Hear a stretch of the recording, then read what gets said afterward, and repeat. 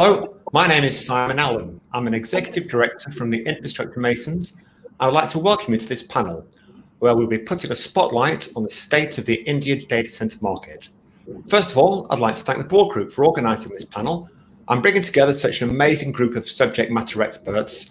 I'd like to thank Adani Connects for sponsoring the panel. I had the privilege of attending Datacloud India in Mumbai last year, where Broad Group kindly hosted the first Infrastructure Masons India chapter meeting. And I got a real sense of the excitement of the opportunities digital infrastructure will offer across India. The discussions today will be in three parts. First off, we'll be looking at the demand drivers for the spectacular growth being seen in India at the moment. Then we'll look at sustainability and the circular economy.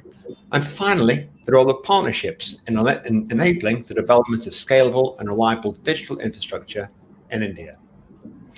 I'd now like to welcome our four panelists. First of all, Sanjay Bhatani. Sanjay is a well-known industry veteran, though I have to say a very youthful-looking veteran, who's helped shape the data center industry across India. Sanjay was recognized as one of the top 50 influencers in APAC by Data Economy last year, and he's been a key player in the formation of Adani Connects, a joint venture between two industry giants, Adani and EdgeConneX. Adani Connects aims to build India's largest and most sustainable data center platform, powered by 100% renewable energy with a capacity of over 1 gigawatt, and they build that over the next 10 years. Welcome, Sanjay. Next, we have Ali Fen. Ali is a president at IT Renew and has become a leading global voice on the business benefits of data center circularity and the potential for zero carbon manufacturing to dramatically improve financial and sustainability returns across the ecosystem. This year, Ali was recognized as one of the top 25 women in technology by Mission Critical, and just last year, joined other digital infrastructure rock stars in the highly prestigious and much coveted Infrastructure Masons I-100. Recognition for her leadership in driving the circular economy and sustainability. Welcome, Ali. Next, we have Rashid Mohan, who I met in Mumbai last year. Rashad has 17 years of real estate, leasing, investments, and data center experience in India. Rashid co-heads the data center advisory for India at JLL and is recognized as a trusted advisor in the space of corporate real estate practices and developer operations across India. Welcome, Rashid. Our fourth and final panelist is Amit Singh, who is a managing director of Zenlayer Networks and a high-profile leader in telecom and technology with over 20 years' experience in the subcontinent. He's worked with almost all the leading telcos in India, most recently with Reliance Jio, which is the biggest 4G network in the world. Welcome, Amit. Okay, let's get started. The data center market in India is growing at a phenomenal pace with a compound annual growth rate of 23%. To put that in perspective, the average growth rate on the planet is about 7%. So let's start with you, Rashid. What do you think are the demand drivers for this growth? And what's unique about India? And what's been the impact of overseas businesses coming into India? Over to you, Rashid. Thanks a lot, Simon. As far as India is concerned, if you just look at the population of India at about 1.3 billion people, we've got roughly around 500 million out of these who are already on smartphone devices. Now, thanks to all the initiatives in the telco space, and especially Jio coming in and Airtel pushing the pedal as well, and we've got a fierce competition between the two of them, and of course then VI, which is Vodafone's India venture as well. There's a significant push for 4G telephony and 5G telephony and internet penetration across the country. We anticipate that, and interestingly, the Jio chairman, Mr. Mukesh Ambani, recently in one of the speeches did mention that they are targeting that they'll have over 1 billion connected devices in the next few years on their 5G telephony, and that to back on indigenous Indian 5G rollouts.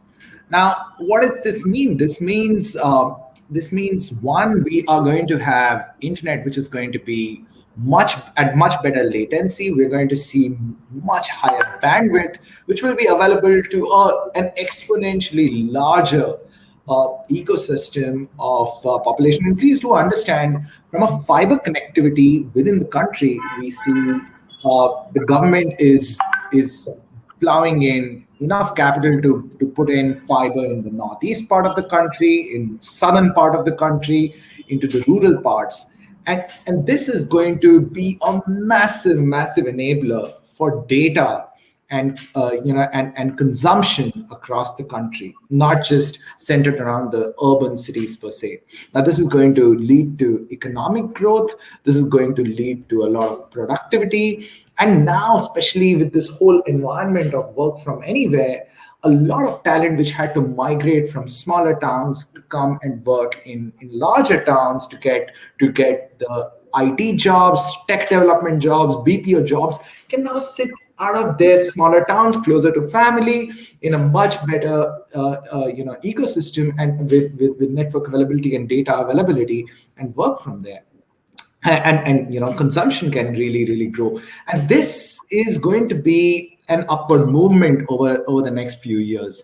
Now, with this better quality of internet and higher bandwidth being available to everybody, you can only imagine how technology is going to grow. We'll see augmented reality coming in, we'll see virtual reality, we'll see all kinds of interesting pieces of technology and gaming and OTT content. It's all going to go to the next level. We feel that the data consumption, with this kind of consumption, is going to lead to growth in storage and compute requirement in our country. And this is going to be, and we're already seeing very aggressive plans from some of the large cloud players who already have large platforms in the country, but also some of the other ones who are actually now expanding across the world, including in India, and have large hyperscale campus plans to roll out and set up big data centers in the country to accommodate this kind of growth. So we feel this is really going to be something which is going to drive a lot of the growth in the times to come, Simon. That's what we are seeing. Sure, very interesting. And Amit, would you have anything to add to that? Yeah, I actually agree a lot with what Rachit just said. 4G was the tipping point for the Indian economy to change, and which led to a lot of smartphones coming into it and making it easy for the Indian to actually go ahead and be online. And also, Simon, most importantly, you need to consider that India is a young country. We are an English-speaking population. That also made it easy for us to adopt to technologies, have more usage. We'll have more people going on to read and get English content. So that actually helped us. So our average age is 27, 28. So that made it more easy for us to get more into the data usage side.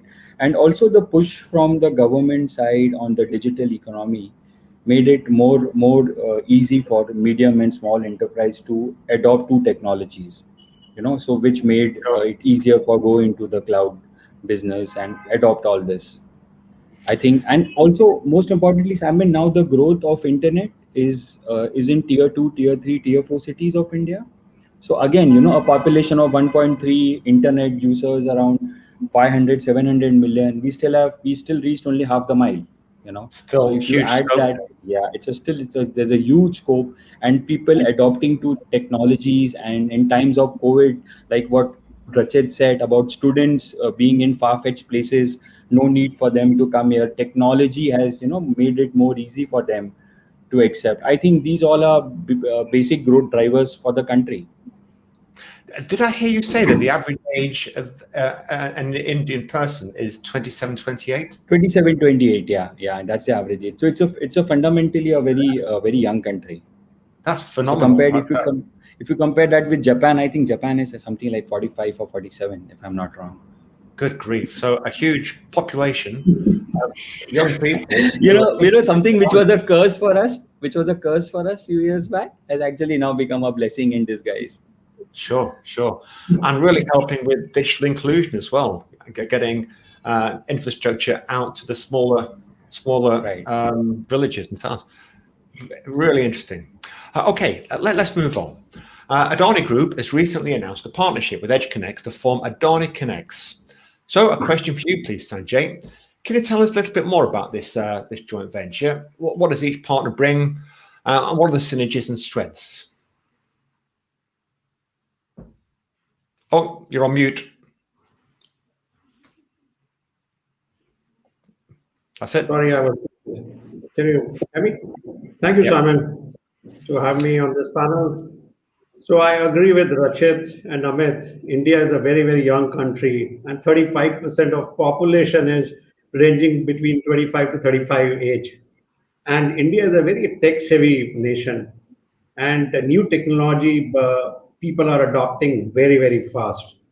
And because of the massive wave of digitization, actually, India is self-reliant in terms of digital infrastructure. And this requires massive investment in three fields primarily. One is data center, and data center obviously twofold. One is hyperscaler, and the second is edge data centers. The second part is the network infrastructure, which is very, very important for a developing country like India. And inter-data center connectivity along with the network infrastructure is something which is another important milestone we have to achieve. And submarine infrastructure, all of us know, India, there are only two cities where cable land is, which is Mumbai and Chennai. So connecting India to the world is another which requires a massive investment. So Adani Group and EdgeConneX came together as Adani Connects. Our vision is to build 1 gigawatt of DC capacity in next 1 decade to empower digital India. Both parent organizations bring in complementary skills, which is very, very important. And both the parent organization like Adani Group have got infrastructure in their DNA, has built many mega projects, structures like logistic, energy, resources, and many sectors like wherein core mission of nation building is done by Adani Group. More importantly, I think the data center is dependent on a large renewable energy, which is the big need in India. And Adani Group has developed 25 gigawatt of capacity, which is big and massive enough. While Adani has done all of this, EdgeConneX is a very young company. They come with 10 years of experience. They have built 50 data centers. They have got 200 megawatt capacity, and they are serving many countries with a very high uptime. So this kind of partnership actually helps us to have twofold strategy. One is infrastructure. Second side is the credibility. The credibility comes from experience, which is design, build, and operate. And obviously, Adani has got an infrastructure. So I think this partnership is going to be very successful in coming years. Yeah, I'd agree with you. I saw Randy Brockman and JJ on an interview with JSA, and it's clear that not only the synergies there, but there's great chemistry as well. And Adani got this amazing infrastructure experience and credibility. And EdgeConneX, of course, have got a great track record in supporting customer needs and actually going to where the customers are. So it really is a great partnership. Ali, do you have anything to add to that? I think Sanjay summed it up and has been pivotal in driving the whole thing. I'm excited about it having been working both independently with Adani and EdgeConneX from the IT Renew perspective and getting to know kind of all the players. I'm excited because I think that, as everybody's just talked about, the scale here of the opportunity and the need for investment and so forth is immense, but it's also, there's a pace driver, right? We've got to do this quickly. There's an opportunity to go very, very quickly.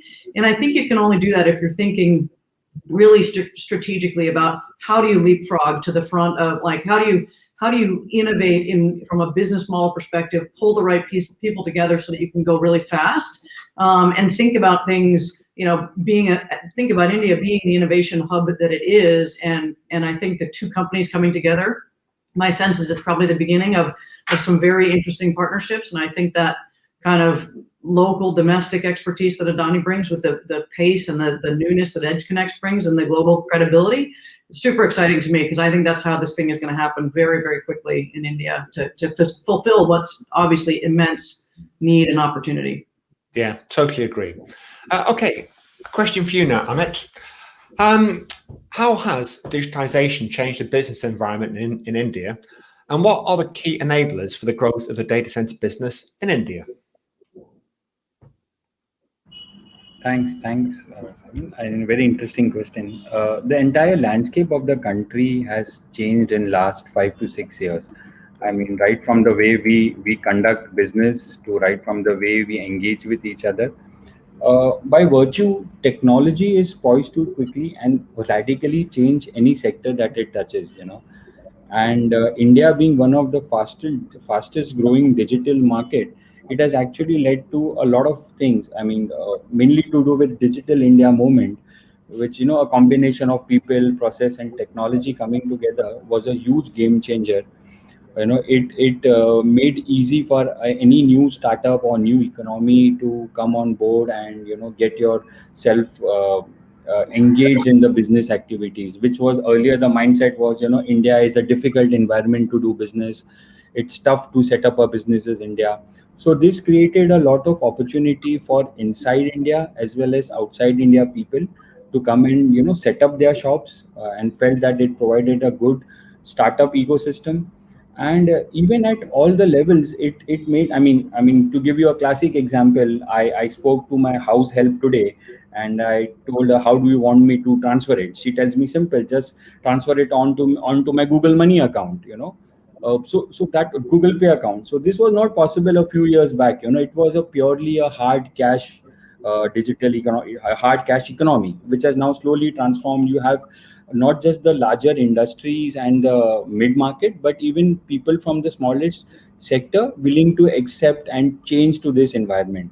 So this has led to a lot of economy being easy and facilitating the flow of money. And also with the growth in internet, a lot of opportunities have cropped up, from streaming perspective. It's a big OTT market. It's a big online education market, with people coming on board with the education platforms. And even everywhere, every smallest part of the chain is willing to accept this change. So that has been a major if you ask me honestly, I would compare this in two different parts. One is on the consumerism side, which has made the growth, and the second one is on the business side. On the consumerism side, I mean, people are used to having a good experience on the content side, which has again made it have pushed the companies to get the content closer to the people. So all these factors put together help us drive this economy well, and that has led to a lot of change. People are accepting cloud-based business operations.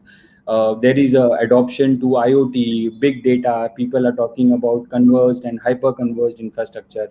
So I mean, I think these all have been radical changes in the last 4 to 5 years, and government also making initiative to support data centers. And to what Sanjay said, I mean, there are only two landing stations, Mumbai and Chennai.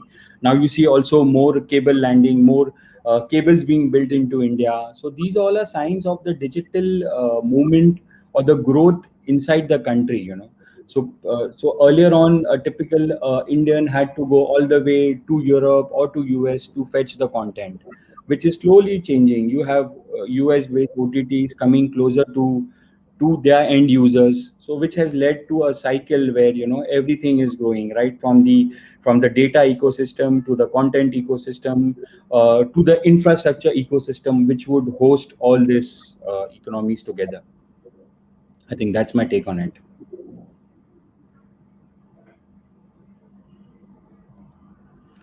Simon, you're on mute. Simon, can you hear me? I mean, did I lose you? We can't hear you. Simon is muted.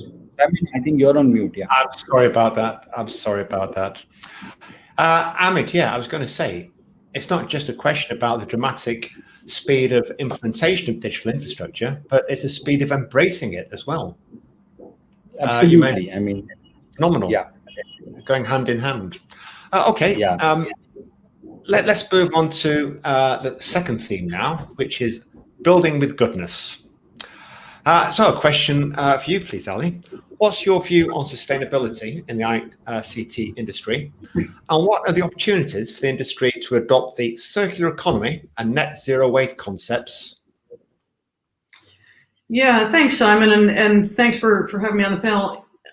Great to be with such a good group of interesting leaders in the space. Obviously, a lot happening. From a sustainability perspective, I guess sort of back to the comment I just made a second ago, I think there's a real opportunity for India to harness all of this opportunity and leapfrog some of kind of the negative byproduct of technology, right? There is no question that there is immense, powerful, positive potential of all of the infrastructure investment, all of the connecting of people and devices and the new applications and so forth, right? Whether that's healthcare, education, we have the potential to harness this technology to solve immense social challenges and opportunities, right? But the reality is that there's also a negative consequence of all of this infrastructure, right? Think about the major hyperscalers who are all coming into India quickly. They run, fleets of millions and millions and millions of servers, and they refresh that equipment very quickly, right? So you have, tremendous compute and storage resources that are being deployed globally and increasingly in India at very accelerated rates. And yet that thing has the potential to become a major waste stream as well, right? And we, as an industry globally, we've done a great job thinking about kind of use phase energy efficiency and getting to renewables. Adani's taking a huge leadership role in that in India, which is very exciting. But we have to think about it more holistically, right? So use phase energy is a piece of the problem, and it's absolutely something we have to focus on. We have to get to renewables. But then we have to think about the material impact and the carbon impact that went into manufacturing all of this stuff. And it turns out, IT Renew's done some pretty extensive research on this. It turns out that as much as 3/4 of the total carbon impact of equipment is tied to the manufacturing phase. And so we have to think about, okay, how do we think about maximizing the financial value of this equipment, but also the sustainability of it? And that means let's think about lifetimes in the aggregate. Let's think about where we can cascade all of these fleets of hyperscale equipment, this is the business that we're in, working with all the major hyperscalers to orchestrate a circular economy, right? Let's make sure that when racks of data center equipment is being refreshed for very good reasons, let's find new homes for it. Let's create racks that go into all of these much broader enterprise environments and so forth, because then we're collectively maximizing, the sustainability impact of the equipment as well. And the good news is, it's a true win-win-win, right? When we do this, hyperscalers are maximizing financial value. The second life consumers of this equipment are maximizing the financial value, right? And there's a huge social impact, right? We just talked a moment ago about, the opportunity to connect people in India.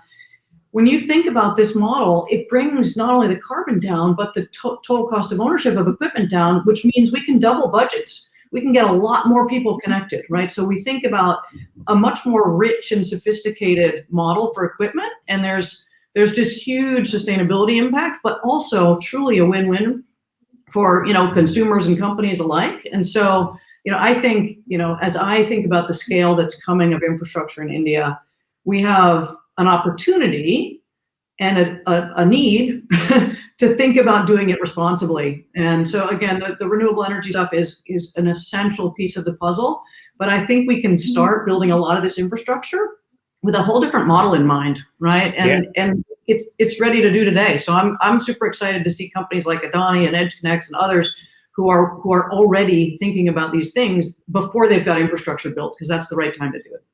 And the timing is perfect because IT Renew are going to be there right at the beginning of this huge explosion in growth. And another aspect of the IT Renew model, of course, is that a lot of the equipment that's being renewed is still almost state of the art. It's not like the old days when IT used to get twice as fast and half the cost every 18 months. That model is mature anymore. Moore's law is, if it's not dead, it's not very well. So very encouraging. Does anybody else have anything to add on this topic? No? Okay, well, great stuff. Let's move on. Back to you, Sanjay. Now, I found this really interesting.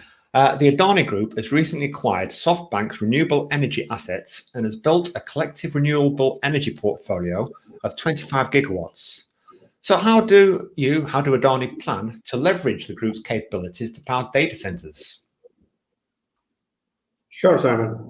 So Adani Group, in last 5 to 6 years, we have built a strong capability in designing, executing, and operating large-scale renewable projects in India.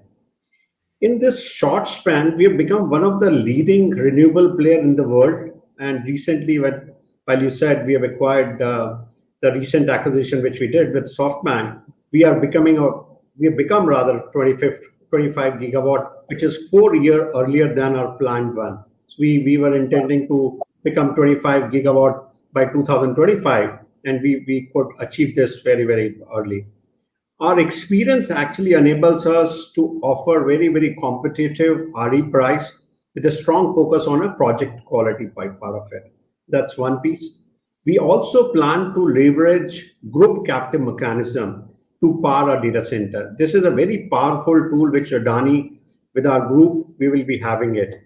We are also exploring multiple options, solar plus hybrid, storage technology, which can offer actually 100%. But there is one caveat which we need to be aware. There is a lot of policy advocacy required with the state chiefs. And not only that, we are also working with the government, central government, federal government, so that we are able to achieve this 100% mission. We are driving the sustainability mission not only from the perspective Adani or our partners. We are educating our customers, helping them to understand how do they meet their sustainability goals. That is something which is very, very important. So we are not only focusing on a energy part of it. How do we use water reuse and implementing circular economy, which can actually be more sustainable for our data center? So some of these examples, how do we bring the community of interest, bring in India that concept which is there in the Western country, that help us to achieve our motive of sustainable data centers. Sure. I heard that renewable energy can actually be cheaper than energy from the grid in India. I don't know how. No? So it depends on a state to state, like Virginia kind of place in US. If we have to go in a southern part of the Indian side, so there are states which have got a renewable power at a very, very competitive price. So those things are absolutely possible, and we are working with state chiefs to get a policy side which is very important. So currently in India, storing a power is not possible. Banking is not possible. We are working with state governments to see how do we make sure we give them a sustainable revenues for their state, so that they are able to give us these kind of benefits, which actually ultimately we pass on to our customer. That's something where bare minimum ask from a hyperscaler. And all the enterprises are also becoming very educative now. They are also thinking 5 years ahead. Earlier, enterprises were only year ahead planning. Now they are thinking 5 years, and they actually look up to us having a sustainable solution from all aspects. So that is something which is helping India's growth. Again, I get a sense of real speed here, the speed of evolution, the speed of development being so far ahead in terms of your plans. It really is remarkable, especially when you think of the scale. Okay. I'm sorry, I didn't mean to interrupt. Yeah, I mean, I just wanted to add in here, Simon, just in continuation to what Sanjay mentioned. In terms of, I think there's definitely a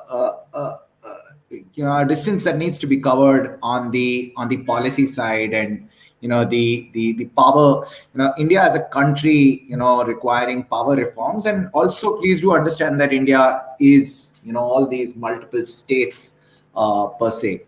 We do see significant benefits in power tariffs on the renewable sources when it comes down from states like Tamil Nadu and all, some of the southern states and all, where definitely there is a benefit.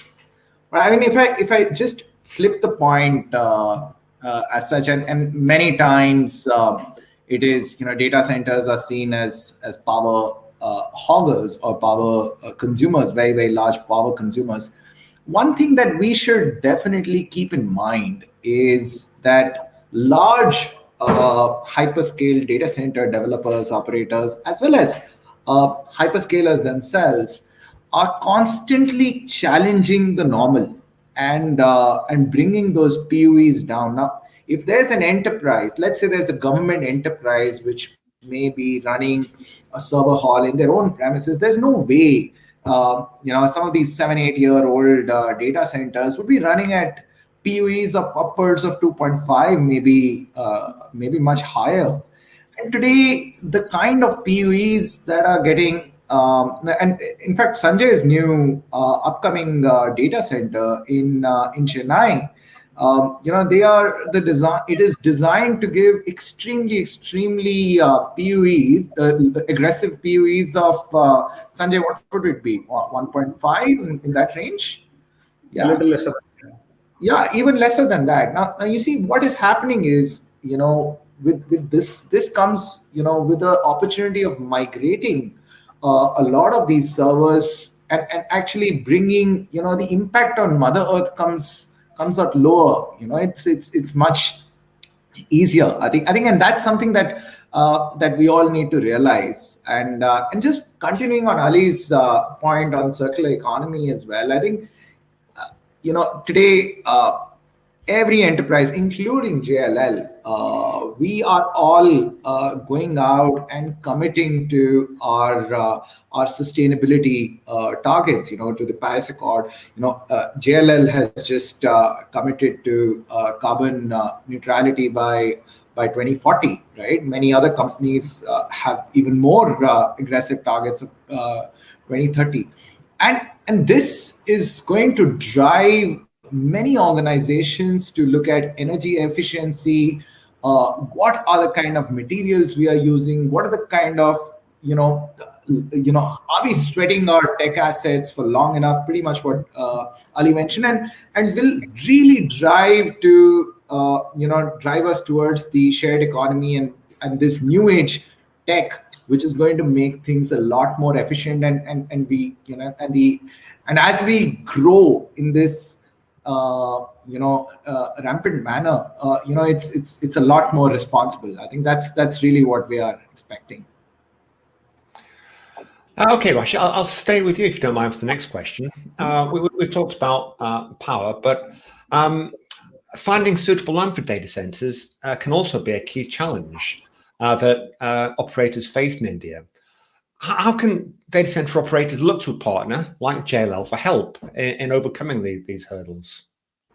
I mean, for starters, they should just pick up the phone and appoint JLL as their exclusive advisors across the board. But yeah, I mean, it's very predictable. I wouldn't expect anything else. I think as an advisor, we try to reduce the pain for not just the operators, data center developers, and the hyperscalers. We try to reduce the pain and trying to find the best economics and the best site per se. Of course, we look at the quality of the land. We look at what was there on the land before. I mean, was there any kind of contaminations or any issues on the land? That's something that we are very, very conscious of. But then if you start looking at availability of power, looking at availability of redundant power over and above that from alternate source, fiber availability, all these kind of aspects come in extremely, extremely useful while choosing the right site, right? And what we have done at our end, we mapped each and every land plot, and we've got geo tagging of lands along with detailed understanding of where the fibers are going in from, where the telco POPs are located, how power is available, what are the power plans around any substation, because we've got these situations where in one and in India, I mean, we are going to face this problem. It's already a problem in some of the big markets where in one zone 5 operators, 7 operators have gone bought pieces of land. They've got customers in there. They're developing large hyperscale campuses over there. And then suddenly, boom, we don't have power available, right?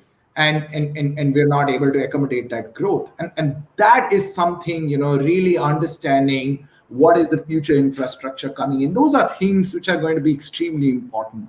But we don't just limit ourselves over there. I think another thing that one needs to look at is to understand what kind of government participation that we can bring on the table.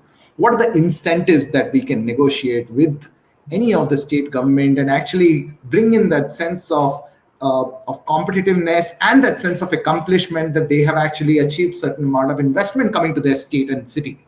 And this is going to be something we are able to represent to them, that they are going to definitely be able to create more jobs and how the economy is going to boom in their city.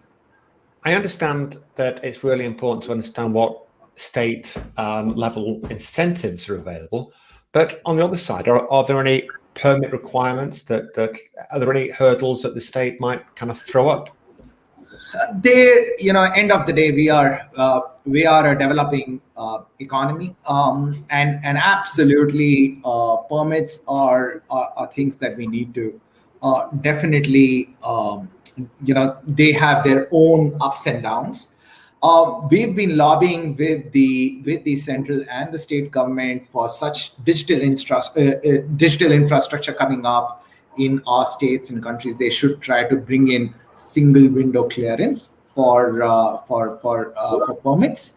But at the same time, there are some of these hiccups on permitting which do come up, which is where high level of developer expertise, like some of the big developers like Adani, really brings in a lot of credibility on the table for the end customers. Got it. Okay, well, our time's up. That's the end of our panel. Thanks again to Broad Group for organising this excellent panel, and thanks to Adani Connect for sponsoring it. And thanks to the awesome panel, Sanjay Bhutani, Ali Fen, Rashid Mohan, and Amit Singh, for bringing their considerable knowledge and experience to help us put a spotlight on India. Thank you. Thank you so much. Thanks, Sam. Thanks, everyone. Thank you. Thank you.